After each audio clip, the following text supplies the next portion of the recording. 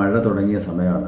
അവസാനത്തെ ലോഡ് ഇറങ്ങിപ്പോരുമ്പോൾ മറ്റ് വണ്ടികളൊക്കെ പോയി, ഇതാണ് അവസാനം ഇറങ്ങിപ്പോരേണ്ട വണ്ടി. ഞാനുണ്ട് ലോറിക്കകത്ത്, ഞാനും ഡ്രൈവറും മാത്രം. ബാക്കി പണിക്കാരെല്ലാം നടക്കുവാണ്. കാരണം മണ്ണ് കുറച്ച് തെന്നി തുടങ്ങിയായിരുന്നു, ഇറക്കമുണ്ടോ.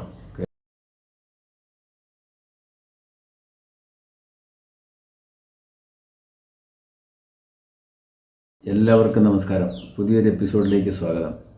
അന്നത്തെ കാലത്ത് 1210D എന്ന് പറയുന്ന ലോറികളായിരുന്നു കൂടുതലുണ്ടായിരുന്നത്. ഇതൊക്കെ തളിപ്പറമ്പിൽ നിന്നാണ് വരുന്നത്. തളിപ്പറമ്പിൽ നിന്ന് വരുന്ന MH and company, PM travels, Valsaraj, ഇങ്ങനെയൊക്കെയുള്ള പേരുകളുള്ള ലോറികളാണ്. ഐഷ മോൾ, നിസാർ മോൾ, ഇങ്ങനെയുള്ള ലോറികളാണ് അന്നൊക്കെ കൂടുതൽ വന്നുകൊണ്ടിരിക്കുന്നത്. അതിൽ ആദ്യകാലത്തൊക്കെ 1210D ആയിരുന്നു. പിന്നീട് 1210S എന്ന് പറഞ്ഞ ലോറി ഇറങ്ങി.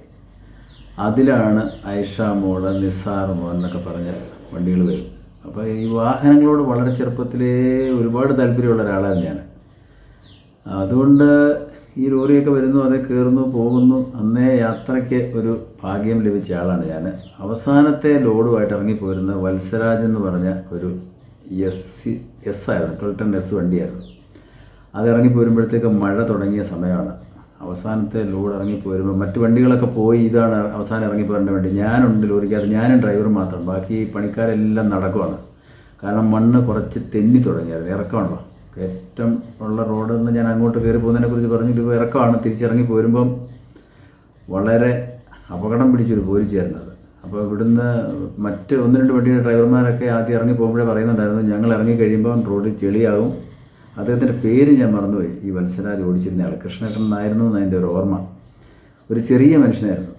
അദ്ദേഹത്തിൻ്റെ കയ്യിൽ ഒരു വലിയ വാച്ച് ഉണ്ടായിരുന്നു. ഞാനിപ്പോഴും ഓർക്കുന്നുണ്ട്. വണ്ടി ഓടിച്ചിറങ്ങുമ്പോൾ വലിയൊരു വാച്ച് എടുത്ത കയ്യിൽ ഇങ്ങനെ ഇരിക്കുന്നത്. എന്നോട് ലോറിക്കകത്ത് കയറിക്കോളാൻ പറഞ്ഞു.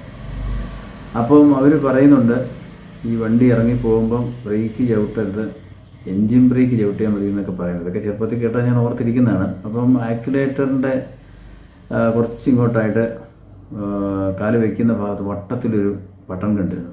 ഈ വണ്ടി ഇറങ്ങി തുടങ്ങിയപ്പം ഹൈ ഗിയറിലാണ് ഇറങ്ങുന്നതെന്നൊക്കെ പറയുന്നുണ്ട്. ഇപ്പം എനിക്കറിയാം, അന്നത്തെ കാലത്ത് എനിക്കിതറിയില്ല.